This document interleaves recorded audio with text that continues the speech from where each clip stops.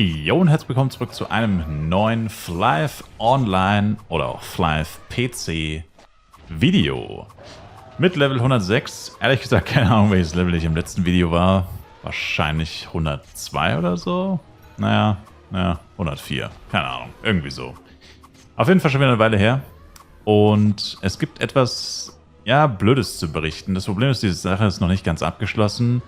Aber es hat sich jetzt in den letzten 3 Tagen auch so gut wie nichts getan. Deswegen denke ich mal nicht, dass da noch viel passieren wird. Und falls doch, werde ich natürlich nochmal ein Update geben, keine Frage. Aber ja, es gibt nicht so schöne Sachen zu berichten über Gempion oder von Gempion. Und ich habe ja gesagt, diesen ganzen Prozess würde ich hier ja, für euch mitverfolgen, mir das Ganze anschauen und so, damit ihr vielleicht nicht machen müsst. Und halt auch in dem generellen Interesse der Zukunft von Flyve. Mit den Gempion, mit diesen ganzen Krypto-Sachen, die jetzt mit dem Spiel integriert wurden, weil das ja auch zu Flyve Universe kommen soll in irgendeiner Form. Und ja, da ist natürlich dann nicht schlecht, wenn man sich schon mal ein bisschen vorher damit auseinandersetzt und da ein paar Erfahrungen vielleicht sammelt. Und natürlich sind hier immer die Drops in der Luft verpackt. Das regt so auf bei den Mammuts, das ist echt zum Kotzen. Aber egal, auf jeden Fall ist Folgendes passiert. Also, auf Gempion kann man ja Turniere spielen. Das ist ja das, was ich die ganze Zeit mache im Endeffekt. Und nebenbei Events farmen und so.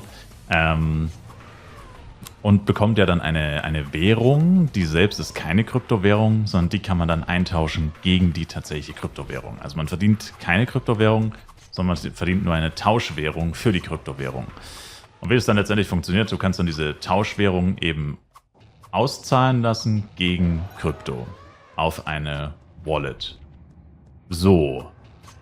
Das ist grundsätzlich mal das, ja, simple. Das ist eigentlich auch nicht wirklich schwierig zu verstehen. So ähnlich wie Online-Banking kann man sich das im Endeffekt vorstellen. Und statt einer IBAN hat man halt immer so eine Wallet-Adresse. Also man hat eine spezifische Adresse, an die immer die Sachen geschickt werden.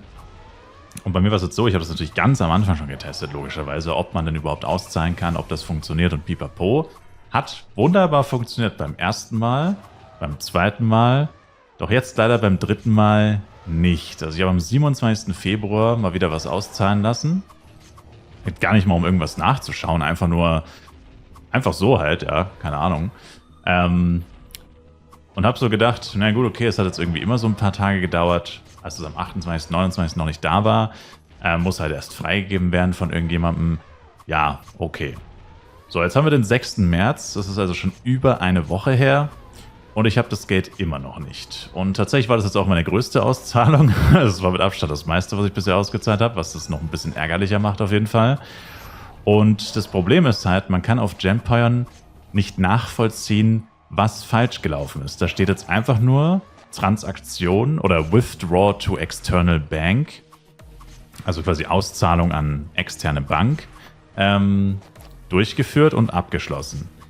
Man kann aber im Nachhinein weder nachvollziehen, an welche Adresse man geschickt hat, noch irgendwie, wann genau das freigegeben wurde. Also steht da die Uhrzeit, wo ich es beantragt habe, nicht die Uhrzeit, wo es tatsächlich hätte rausgehen sollen, weil das ist definitiv nicht die gleiche Uhrzeit. Und vor allem kann ich halt auch nicht nachgucken, also das wäre das Wichtigste, ob ich mich bei der Adresse, ich meine, ich habe Copy-Paste gemacht, kann also eigentlich nicht viel schief gehen.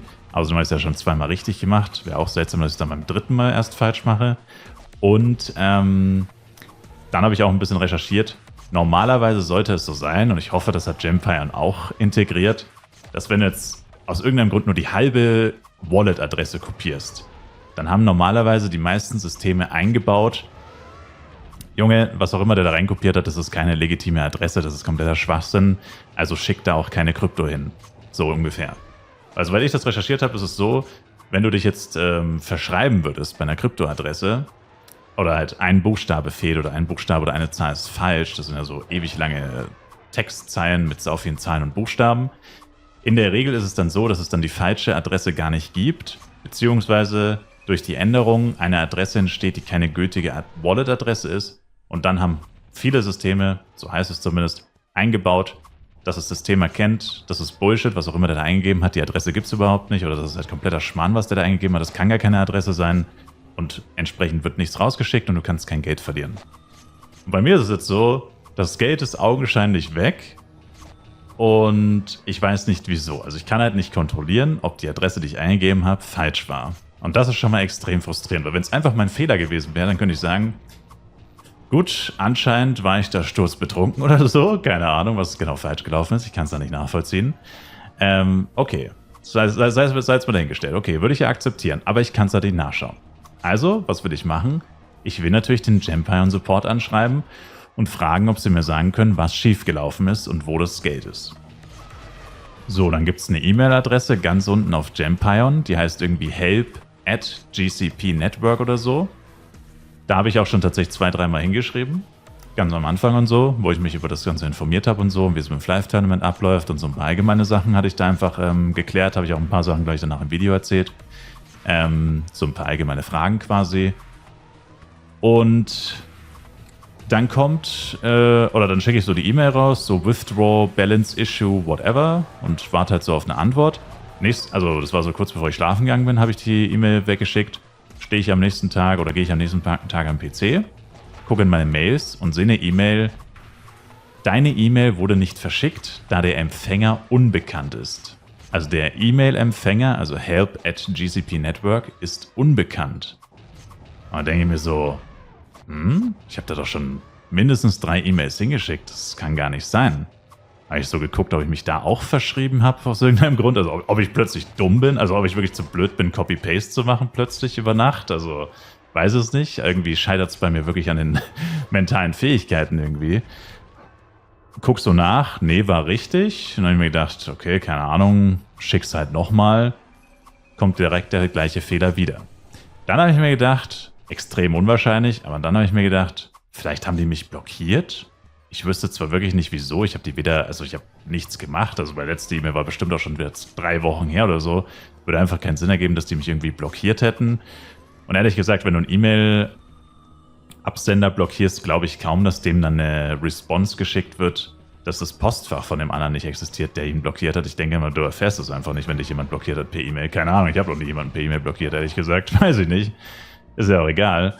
So oder so dachte ich mir halt so, okay, ultra weird. Dann nehme ich eine andere E-Mail-Adresse von mir, die definitiv nicht blockiert ist. Funktioniert auch nicht. Das heißt, zumindest von einem Gmail-Konto, ich habe halt leider nur Gmail-Konten, kann man denen keine E-Mail-Adresse mehr schicken. Gut, gehe ich in den Gempion-Discord, finde absolut nichts, was mir hilft. Dann sehe ich, okay, die wollen anscheinend, dass man nicht den Gempion-Discord joint, sondern den Gemhub-Discord. Gemhub ist quasi das Übergeordnete von Gempion, mehr oder weniger. Gut, dann gehe ich eben auf den Gemhub-Discord. Bin ich drauf. Schreibe in Support, yo Leute, die E-Mail-Adresse funktioniert nicht, man kann den Gempion-Support nicht kontaktieren. Was ist da los? Schreibt mir einer, okay, bei mir geht's. Komisch, dass es bei dir nicht geht. Also, ja, ich bin anscheinend wirklich einfach nur zu dumm. Also, es liegt offensichtlich an mir. Nicht, dass der E-Mail-Account einfach deaktiviert ist über Nacht. Offensichtlich meine Schuld, Kappa. Aber ist ja egal. Gut, seien wir dahingestellt. Ist mir eigentlich egal, warum es nicht geht. Ich muss dir nicht unbedingt eine E-Mail schreiben. Läuft fast Back-to-Back-Gems gedroppt. Ist mir egal, dann helft mir halt über Discord. Ist, wie gesagt, ist ja Jacke wie Hose im Endeffekt. Gut, dann dauert es schon mal über 24 Stunden, bis mir der Typ dann per Discord eine DM schreibt, also der Gemhub-Support-Typ, und mir überhaupt antwortet. Und dann sagt er halt einfach nur, yo, what's your issue? Obwohl ich ihm im Endeffekt das Issue schon geschrieben habe. Schreibe ich alles nochmal, auch mit meiner Wallet-Adresse, also an diese Adresse hätte es geschickt werden müssen, habe meinen Accountnamen von Gempion eingegeben und das ist der aktuelle Stand. Also ich habe jetzt schon mehrere Tage quasi damit verbracht, auf Antworten zu warten, beziehungsweise sonst was zu machen. Und das ganze System wirkt auf mich gerade extrem shady, muss ich sagen. Also ich hoffe auf eine insgesamte Lösung, die für alle passt. Also hoffentlich, dass ich die Kohle noch irgendwie bekomme und dass die jetzt nicht hier irgendwie so ein shady, keine Ahnung was durchziehen. Dass sobald du irgendwie einen Betrag über keine Ahnung wie viel Kohle auszahlen lassen willst, dass die dir dann einfach das Geld nicht geben und sogar ihre Support-E-Mail deaktivieren. Also wirkt gerade extrem negativ, muss ich sagen. Also das ist halt, ja, das ist so das, was man so mitbekommt von so kleineren Krypto-Projekten. Irgendwann wird jeder gierig und probiert jeden zu scammen, so ungefähr. Das ist immer das, was man so negativmäßig aus den Medien so mitbekommt meistens. Und ich hatte halt gehofft, dass es bei Gempion jetzt eben nicht so ist. Und ich denke auch, dass es nicht so ist. Aber diese persönliche Erfahrung, die ich gerade mache, die gibt mir halt schon zu denken, weil das ist wirklich absoluter Unfug. Das ist kompletter Scam im Endeffekt. Weil sie mir nicht mal sagen, was das Problem ist und man kann sie nicht mal kontaktieren. die Support-E-Mail ist einfach deaktiviert. Und dann wird einem gesagt, ja, die ist nicht deaktiviert, bei mir geht's. Also, also das kann ich mir echt nicht vorstellen. Ich meine, als ob man denen dann plötzlich einfach keine E-Mail mehr von Gmail-Konten schreiben kann.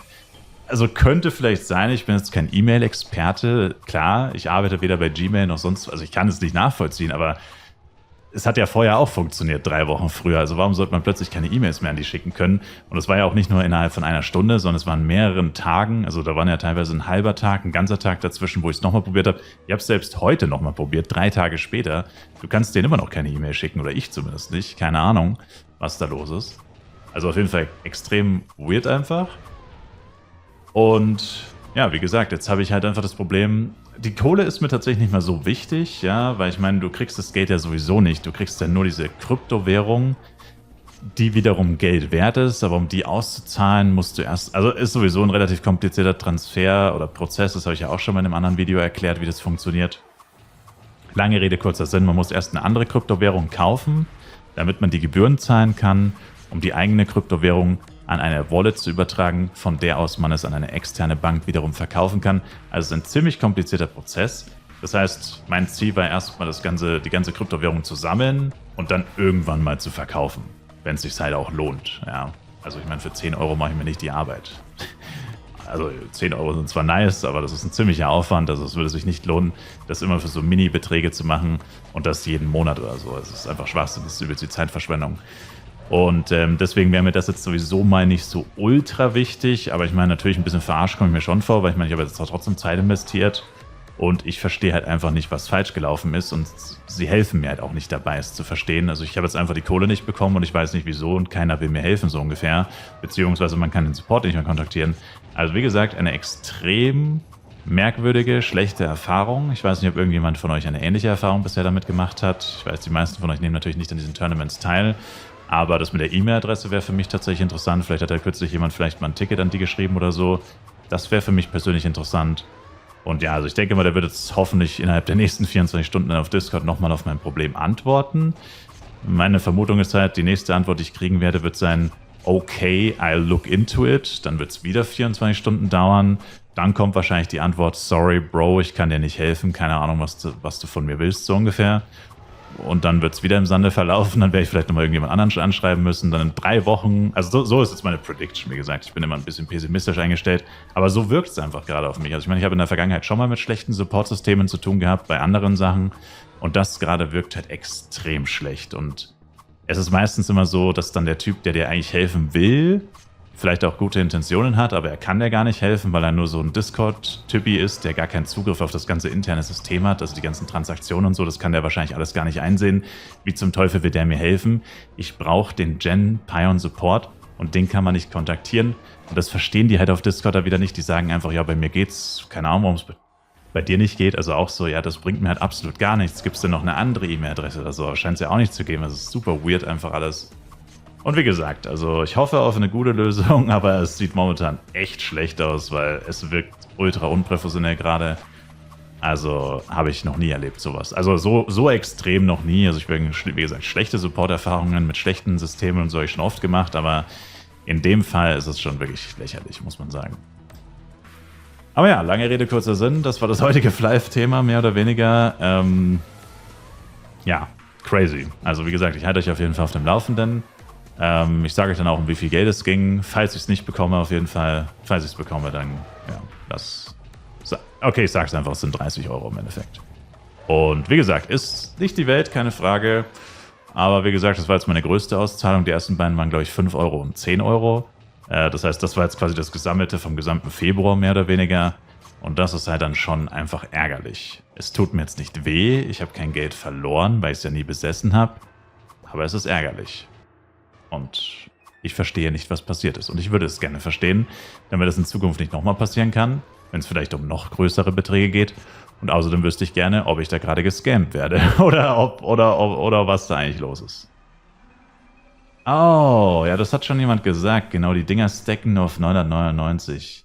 Das verstehe ich auch nicht. Weil beim letzten Event hat doch alles auf 9999 gestackt. Und warum hebt dieses dumme CS-Pad dann immer verdammte Refresher auf, ey? Meine Güte. Naja, das ist echt dämlich irgendwie. Komisch. Naja. Ja, zum Event doch noch ein paar Flive in-game interne Themen. Kann ich nicht viel sagen. Das mit dem Kakao und der Milch finde ich halt auch ein bisschen blöd mit den Power-Ups. Dass man für die Power-Up eintauscht, dass man davon irgendwie mehr braucht, finde ich, hätte man auch anders regeln müssen, weil klar, die Leute, die die Power-Ups brauchen mehr oder brauchen mehr Kakao und Milch. Aber die Leute, und das werden wahrscheinlich doch einige sein, die hauptsächlich oder sehr viele Boxen öffnen wollen, die haben dann halt diesen krassen Überschuss und das sorgt halt letztendlich wieder dafür, dass manche Event-Items Kakao und Milch, also ich weiß jetzt nicht die Preisentwicklung, vielleicht irre ich mich auch, aber grundsätzlich finde ich es einfach dämlich, weil dann macht es halt irgendwie anders, dass man von jedem Item mehr oder weniger gleich viele braucht. Also ist irgendwie ein bisschen blöd, sag ich mal. Also ich finde, man sollte es immer so gestalten, dass es für alle passt. Weil sicherlich, wenn Leute nur eintauschen wollen, sind sie irgendwie selber schuld. Aber naja, irgendwie könnte man es auch anders machen, dass es egal ist, ob du nur eintauschen willst oder auch die Power-Ups haben willst. Boxen eintauschen willst oder die Power-Ups haben willst. Aber egal. Auf jeden Fall ein bisschen eine bedrückende Stimmung. Außerdem, was jetzt auch langsam näher rückt, ist das erste Stage-Final. Es gibt ja jetzt dann nach den Qualifiern, es gibt jetzt noch 2 Qualifier, Qualifier 5 und 6. Der nächste ist, glaube ich, diesen Samstag, der nächste dann in 2 Wochen. Und dann Anfang April ist tatsächlich auch schon das Stage-Final, ja. Also wird interessant, da gibt es dann auch einen größeren Preispool und so. Und ja, mal gucken. Will ich auf jeden Fall vorher noch eine Antwort von denen haben, was da schiefgelaufen ist, wieso ich die Kohle nicht bekommen habe oder nicht bekommen werde und was auch immer. Also wie gesagt, momentan ist alles sehr seltsam. Danke euch auf jeden Fall fürs Zuschauen. Ich würde mich selber ein Like, Kommentar, noch ein Abo von euch freuen und ich hoffe, wir sehen uns im nächsten Flive PC, Flive Universe Video oder Stream wieder. Streamlink in der Videobeschreibung. Bis dahin, macht's gut, haut's rein und ciao, ciao.